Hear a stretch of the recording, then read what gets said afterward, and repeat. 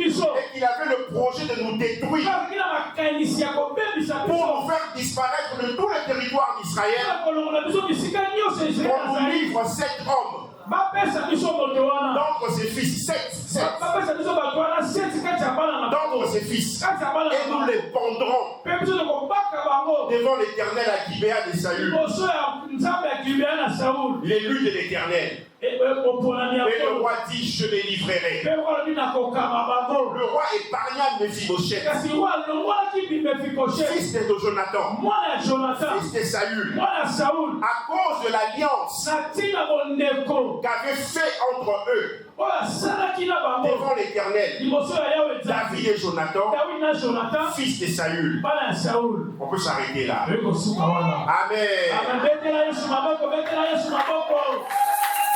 Gloire au Seigneur.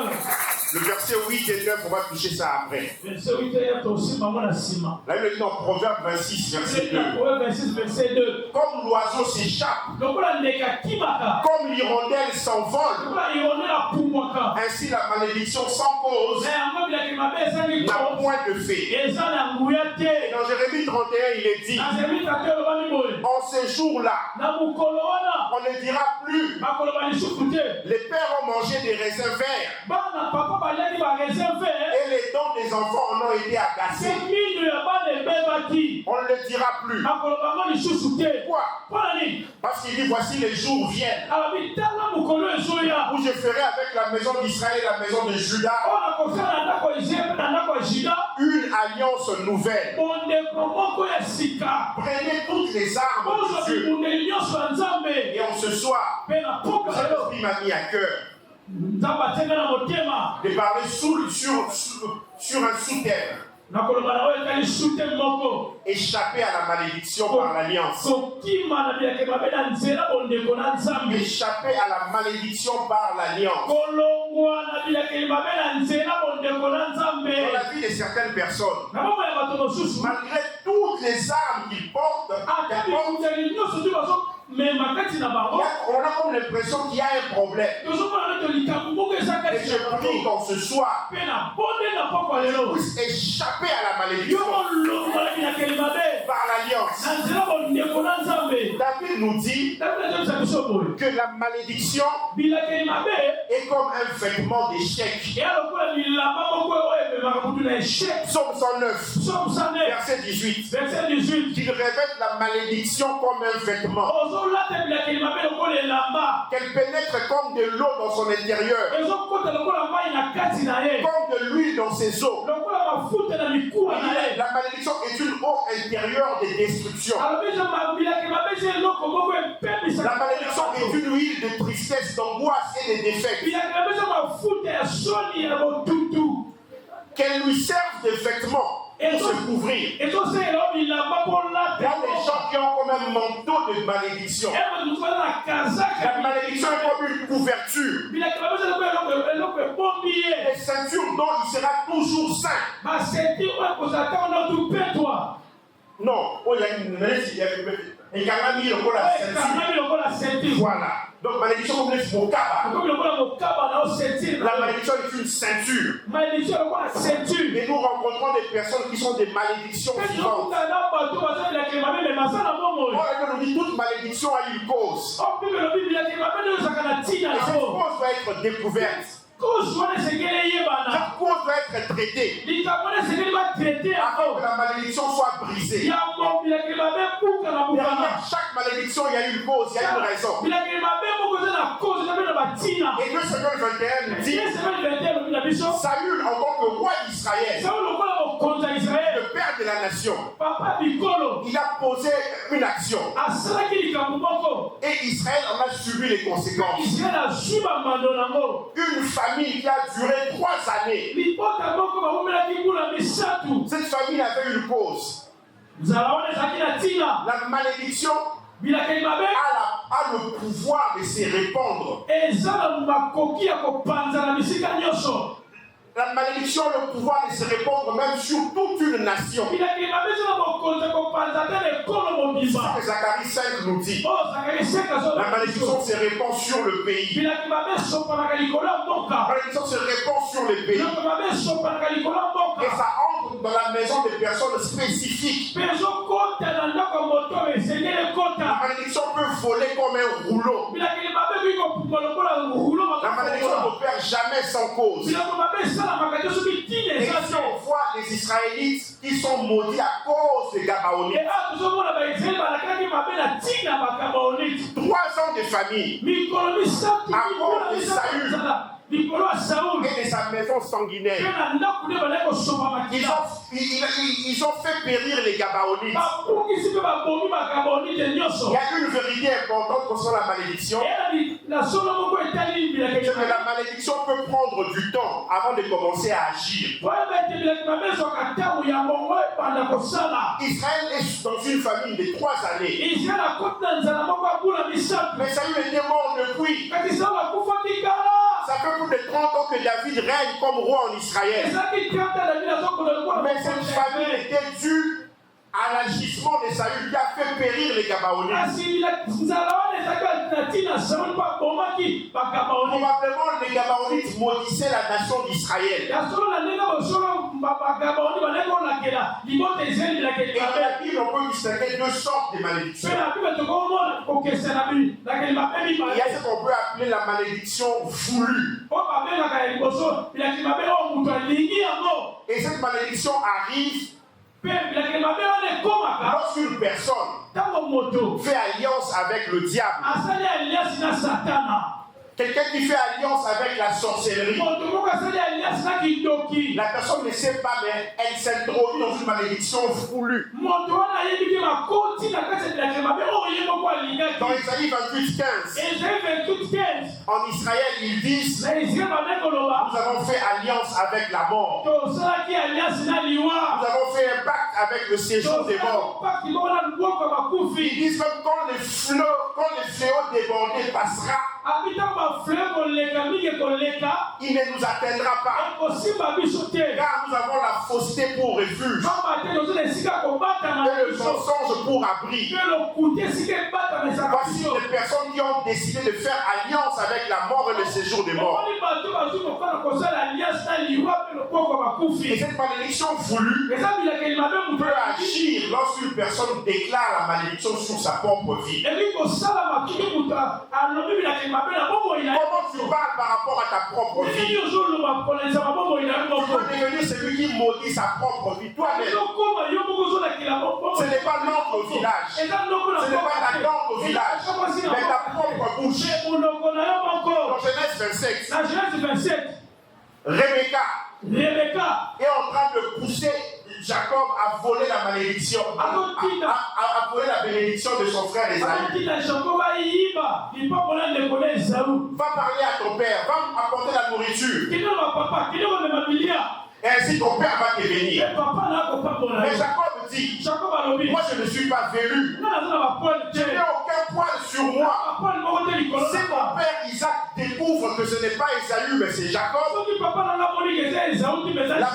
la bénédiction que je cherche sera changée en malédiction. Et sa mère lui dit: cette malédiction-là retombe sur moi. Ça c'est une malédiction voulue. Il y a aussi la malédiction subie. Et cette malédiction que tu es en train de subir, c'est une malédiction qui vient à travers le sang. Quelqu'un a agi d'une mauvaise manière par rapport à Dieu, par rapport aux autres. Et les enfants sont en train de subir. Dans Exode 20, verset 5, la Bible dit que Dieu, il punit l'iniquité des pères vers les enfants jusqu'à la 3e et 4e génération.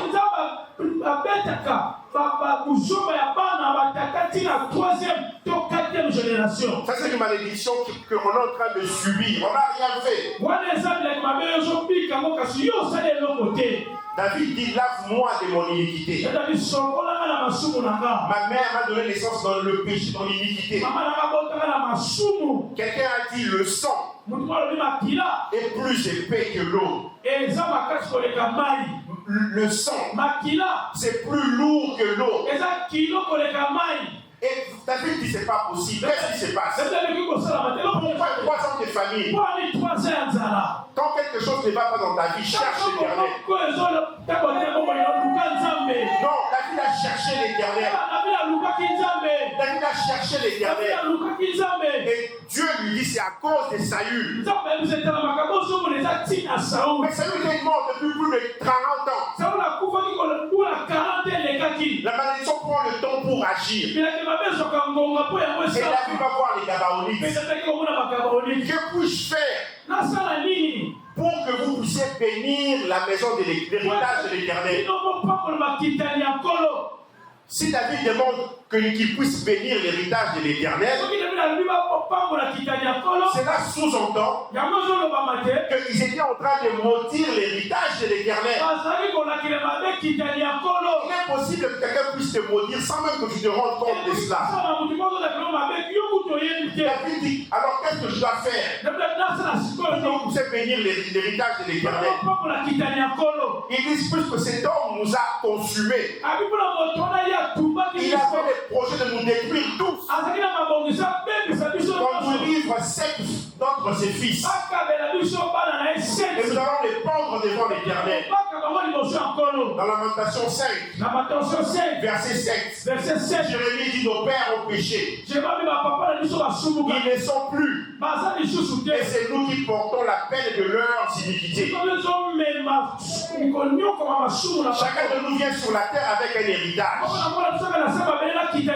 Soit un héritage qui est bon, soit un héritage qui est mauvais. Tout ce qui t'arrive n'est pas toujours normal. Il y a quelques mois de cela, j'étais malade. J'ai cherché à faire toutes sortes d'examens, on ne trouvait rien. Et pourquoi je me suis arrêté? Je me suis dit ce n'est pas normal.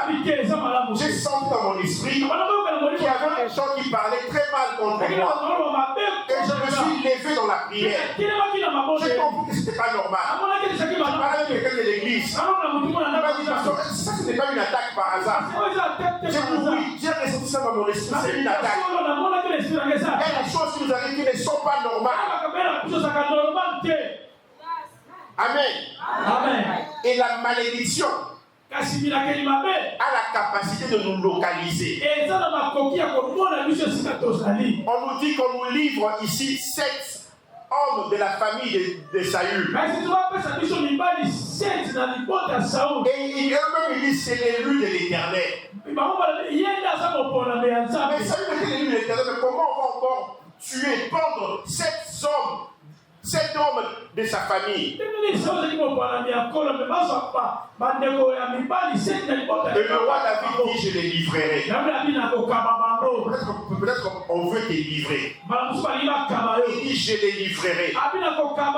Il pense à livrer 7 hommes dans la famille de Saül. Et le verset 7 nous dit le roi épargna Méphibosheth. Le roi épargna Méphibosheth.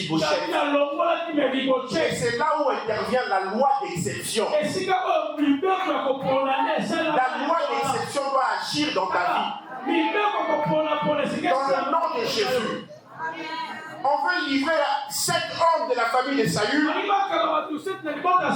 Mais parmi ces 7 hommes, au milieu de plusieurs hommes de cette famille, il y avait une exception. Pourquoi? Là, on nous dit à cause du serment ou à cause de l'alliance. Jonathan et David. Jonathan était le fils de Saül. Or, il avait fait alliance avec David. David va livrer 7 hommes de la famille de Saül et de la famille de Jonathan. Mais il va mettre à part Méphibosheth, un homme qui ne marchait pas. Mais à cause de l'alliance, il va être épargné. L'alliance fait de toi une exception. Nous sommes tous des descendants de Saül, mais mon cas est différent. C'est ça l'alliance. Vous savez, dans ce texte, Méphibosheth de Jonathan n'était Mephibosheth qui a Jonathan. N'était pas le seul qui portait le nom de Mephibosheth. Verset 8 à 9. Le roi prit les deux fils. Le roi David, qui est Ritzpa, fille d'Aja, avait enfanté à Saül. Harmonie et Mephibosheth. Ça fait deux. Et les 5 fils que Merab, fille de Saül, avait enfanté à Adriel de Méola. Et il les livra entre les mains des Gabaonites, qui les pendirent sur la montagne devant l'Éternel. Tous les 7 périrent ensemble. On a compté 7 personnes. Et parmi les 7 personnes, il y avait un qui portait le nom de Mephibosheth. Je vais expliquer ça naturellement. Je prends un exemple. Dans une famille, je prends un nom, Kabongo. Kabongo, c'est la famille de Saül. Et il faut avoir 7 bana ya Kabongo. Et parmi Bakoko ya Kabongo, il y a un Ilunga. Or, ce n'est pas le seul Ilunga. Et parmi eux, il doit y avoir Ilunga. Ilunga. Mais dans le Ilunga, il y a Jonathan, tu épargner à cause de l'alliance. Il n'y aura pas de confusion. Quand on voudra prendre quelqu'un, il n'y aura pas de confusion. On s'appelle tous Mephibosheth. Mais le Mephibosheth de Jonathan ne sera pas pendu. Lui ne mourra pas. Alors n'aie pas peur. Même si tu as le même nom, c'est ton qui est sorcière. De la même manière, la malédiction peut te localiser. La bénédiction aussi te localise. Tu fais partie de la loi d'exception. Mephibosheth, lui, il mangeait à la table du roi. Nous dit de Samuel 9. David épargne Mephibosheth à cause de l'alliance qu'il avait faite avec Jonathan. La malédiction avec cause s'arrête. Ton gendre s'arrête et soukaka. La malédiction avec cause s'arrête. Ton gendre d'alliance avec Jésus. La malédiction pouvait aussi atteindre Mephibosheth.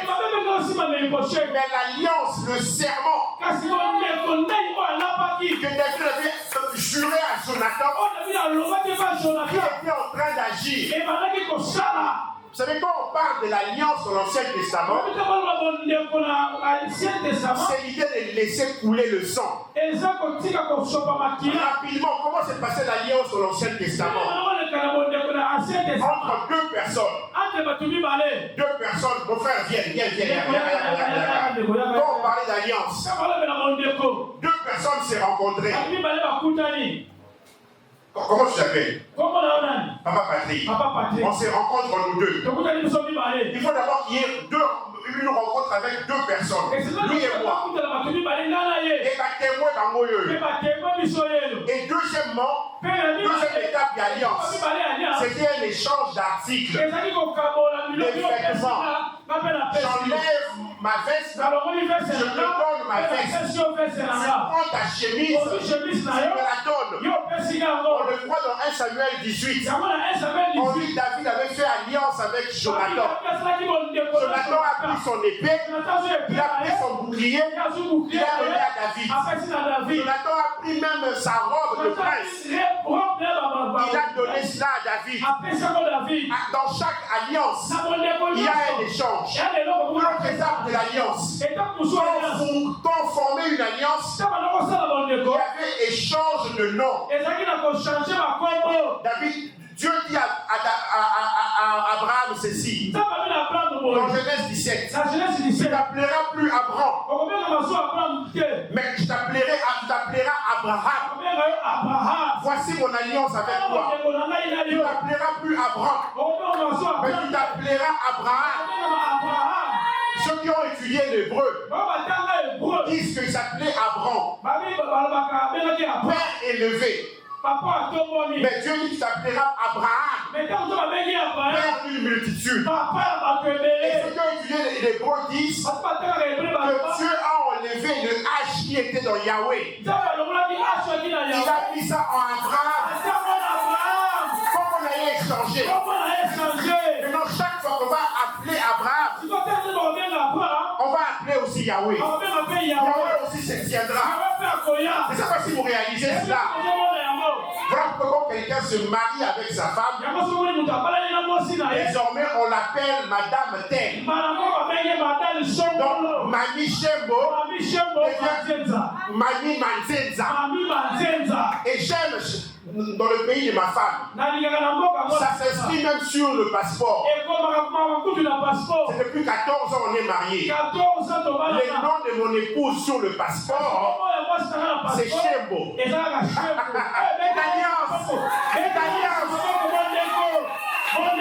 Ton nom change. Amen. Vas-y, toi.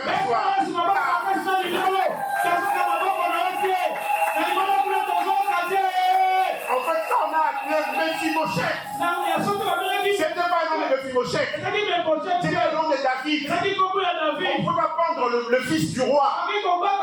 L'alliance était en train de parler.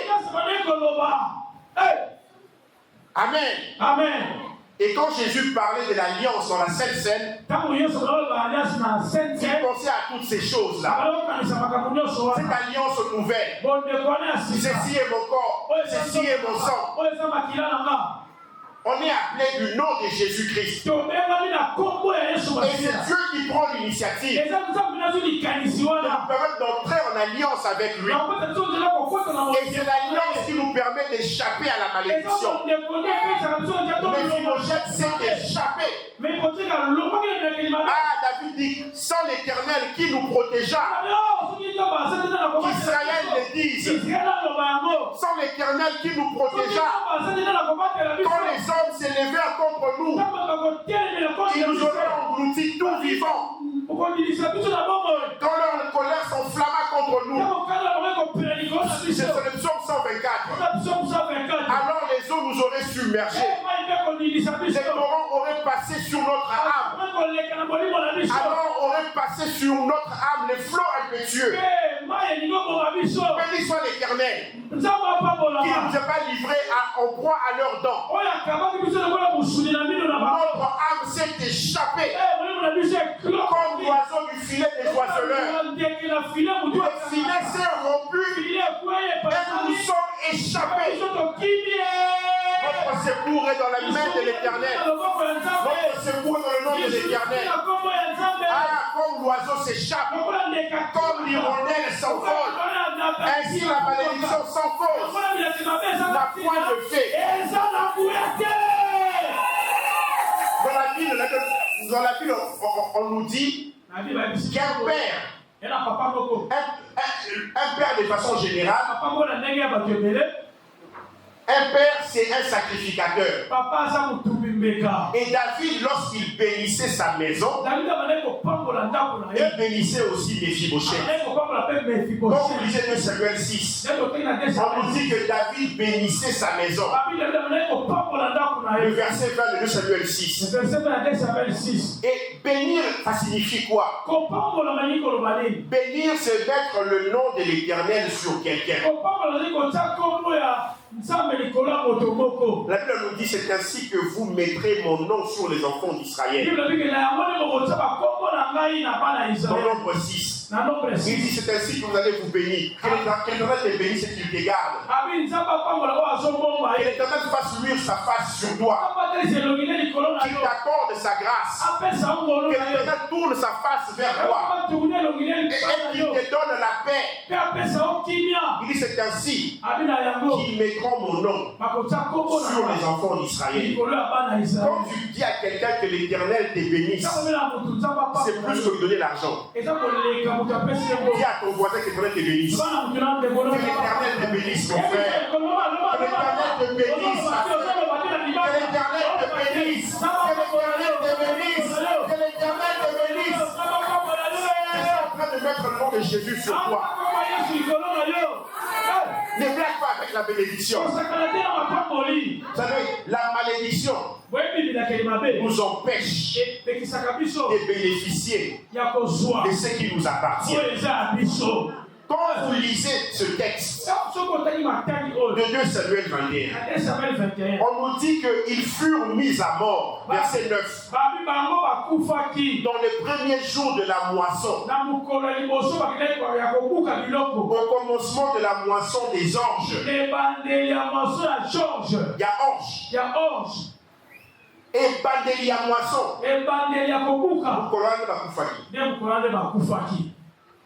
Un travail t'échappe alors que tu étais prêt à signer le contrat. Nous ne vivons pas là dans 2 mois et le mariage t'échappe. Tu étais tout près du but, mais tu ne l'as pas atteint. C'est une malédiction. Et il faut t'élever contre ça et chasser cela. C'était le jour de la moisson, le premier jour de la moisson, et ils ont été pendus. Ce n'est pas normal. Ce n'est pas normal. La Bible dit, s'ils sont sous la malédiction, tu auras une fiancée et un autre homme couchera avec elle. Tu bâtiras une maison et tu ne l'habiteras pas. Deutéronome 28, 30 à 31. Tu transporteras sur ton champ beaucoup de semences, mais tu feras une faible récolte. Ce n'est pas normal. Le Seigneur veut que tu puisses jouir de ce qu'il y a à toi. Je me rappelle quand j'étais étudiant, je perdais beaucoup d'argent. Pour un bien, l'argent se perd. J'ai dit à un frère, je ne comprends pas, je perds beaucoup d'argent. Il m'a dit, ce n'est pas normal. Non, la Bible veut que tu puisses jouir de ce qu'il y a à toi. Tu étais tout prêt d'atteindre un objectif. Tu ne l'as pas atteint. Le premier jour où on devait récolter, c'est ce jour-là qu'ils sont morts. J'ai pris que la malédiction s'arrête dans le nom de Jésus. Dans le nom de Jésus. Et Dieu est en train de dire à Jérémie, on ne dira plus en Israël. Il dit les jours viennent où on ne dira plus en Israël. Les pères ont mangé des raisins verts. Et les dents des enfants en ont été agacés. Les parents ont mangé des raisins à Moubesu. Manga ya Moubesu. Et puis moi, baby. Malédiction. Alors oui, désormais en Israël, on ne le dira plus. Et bien, voici les jours viennent. Il y aura une alliance nouvelle. Cette alliance nouvelle se trouve en Jésus-Christ. Cette alliance nouvelle. Même lorsque les médecins disent que c'est fini, ce n'est pas fini. Tu es en alliance avec le Seigneur.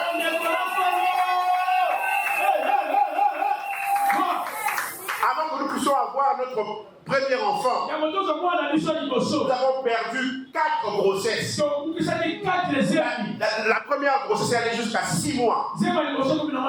La deuxième grossesse, 4 mois. C'était les jumeaux. La grossesse qui a suivi encore, c'était toujours des grossesses avancées. Je me suis levé, je me suis dit, c'est fini. Ce n'est pas normal. La Bible dit qu'il n'y aura pas de femmes stériles, des femmes qui avortent. Je me souviens d'une soeur qui est venue me voir. Ma femme était enceinte de notre première fille. Oh non, pasteur, il faut encore prier. Dieu va dire que cette grossesse aussi va passer. Ça ne va pas aboutir. Au nom de Jésus, je connais mes droits d'alliance. Je connais mes droits d'alliance. Je lui ai interdit d'aller lui dire, ne lui dis pas ça. J'ai prié. Je me suis tenu dans la prière. Et Dieu a agi.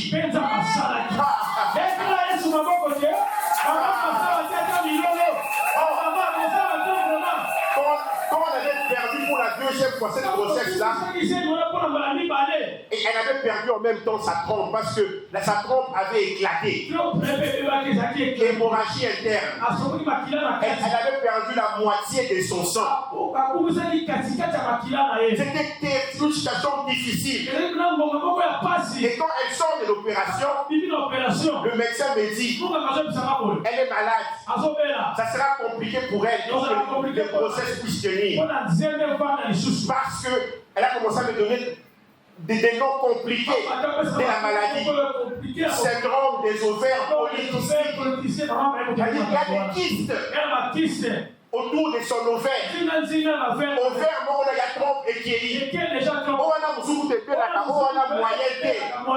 mais le Seigneur a changé leur diagnostic. Mon épouse a dit, heureusement on a dit qu'elle était stérile. Parce qu'avec la stérilité, elle a pu avoir 4 enfants. Et si elle n'était pas stérile, elle allait avoir 10 enfants. Et heureusement on a dit qu'elle était stérile. L'alliance. Ah, j'ai pris que l'alliance agisse dans ta vie. Dans le nom de Jésus. Jésus est le garant d'une nouvelle alliance. Une alliance plus excellente. Hébreux 7, verset 22. Une alliance plus excellente. Voici dans Isaïe 28 qu'on a lu tout à l'heure. Verset 18. Dieu dit, votre alliance avec la mort sera détruite. Votre pacte avec le séjour de mort ne subsistera pas. Mais qu'est-ce qui peut détruire l'alliance avec la mort? Qu'est-ce qui peut détruire l'alliance avec la mort? Les sorciers disent, nous avons fait alliance avec la mort. Ils sont fiers. Qui pourra résister contre nous? Dieu dit, votre alliance avec la mort sera détruite. Je viens de déclarer sur vos vies que l'alliance avec la mort, ça sera détruit. Qui va détruire cette alliance? Verset 16. C'est pourquoi ainsi parle le Seigneur l'Éternel.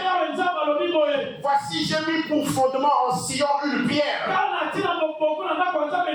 Une pierre éprouvée. Une pierre angulaire de prix. Solidement posée. Celui qui la prendra pour appui n'aura pas hâte de fuir. Dans le nom de Jésus. Et la pierre angulaire, c'est Jésus. La pierre angulaire, c'est Jésus.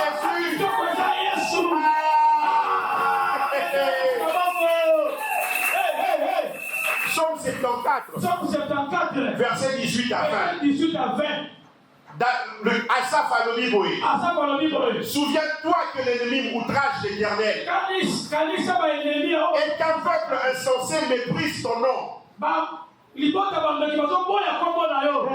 livre pas aux bêtes l'âme de ta tourterelle. Ne livre pas aux bêtes l'âme de ta tourterelle. Oui, n'oublie pas toujours la vie de tes malheureux. Et Asaph dit à Dieu, aie égard à l'alliance, car les lieux sombres du pays sont pleins de repères des brigands. Aie égard à l'alliance, mais considère ton alliance. Prête attention à ton alliance. Regarde à l'alliance. Demande à Dieu de regarder à l'alliance. Et c'est une alliance de bénédiction. C'est une alliance de prospérité. C'est une alliance de protection. C'est une alliance de santé.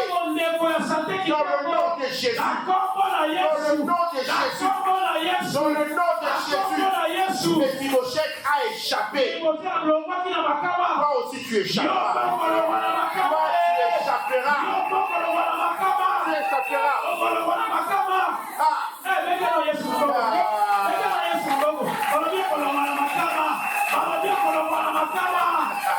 Je me rappelle d'un monsieur C'était un voisin de notre église, chez nous à Rabat.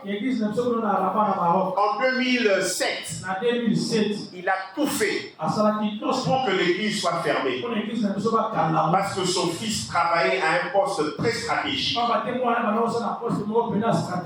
On nous a dit d'aller fermer. Vous n'allez plus vous réunir. L'église s'est mise à prier. L'église a prié pendant plus d'une semaine. On ne savait pas quoi faire. Mais on a fait appel à l'alliance avec Dieu. À la fin des réunions de la prière, ce monsieur a été multé. Il est parti travailler ailleurs. On a échappé. Et en novembre, l'église sera là-bas fêter ses 20 ans.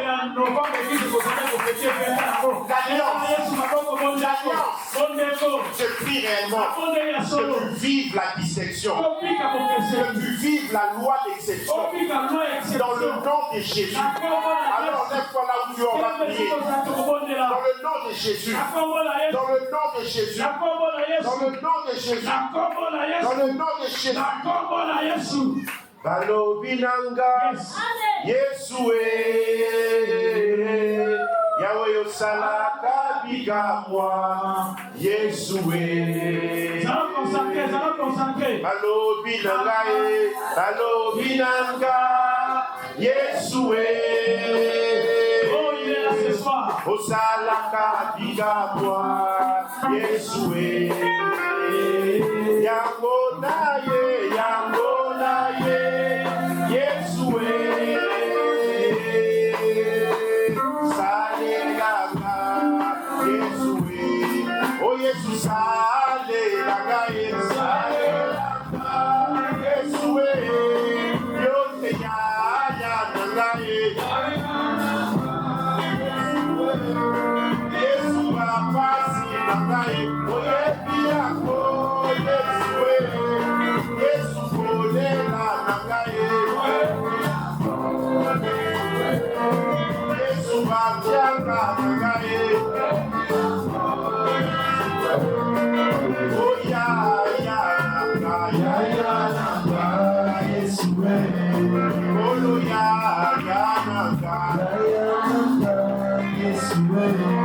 Yesu Bapoche Nangaye Yesu Ibala Nangaye Yesu Kolela Nangaye Aya Nangaye Yesu ya Nangaye Yesu